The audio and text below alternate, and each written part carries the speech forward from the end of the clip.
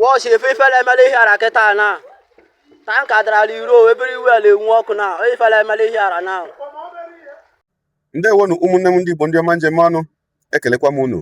Ihe onyonyo a ị hụrụ ebe a bụ ihe mere na ehihie tata bụ ụka na iru High Court Ihiala, iru Federal High Court nọ n'Ihiala nke nọ na steeti Anambra, bụ ebe ụgbọala bụ ite mmanụ ụgbọala bụ petrol tanka dara ada ebe ahụ wee gbaa ọkụ. Dịka akụkọ anyị nwetara si wee na-akọwa, ha sị na ma onye na-akpa ya bụ ụgbọala ma onye enyemaka ya bụ driver and conductor apụtaghị na ya bụ ihe mberede okporo ụzọ n'ehihie a tata bụ ụka bụ mkpụrụ ụbọchị nke 8 nke ọnwa Febụwarị n'afọ 2026.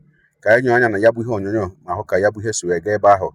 Maka ị na-ekiri ya bụ ihe onyonyo, biko tụsara m ya bụ ihe onyonyo, n'ihi na anụrụ m na ụlọ ọtụtụ ndị mmadụ ndị bi na gburugburu ahụ agbaala ọkụ. Ngwanụ ka emesịanụ. Wash if I fell Emily here at Ketana. Thank Adraliro everywhere they walk now. If I Emily here now. La High Court here I can call them now. Just now call them. Oh, just now call them. Everywhere on them mother bago my moto we have. Oh, just now call them. Everywhere they walk my gota across the road. Everywhere. I could everywhere.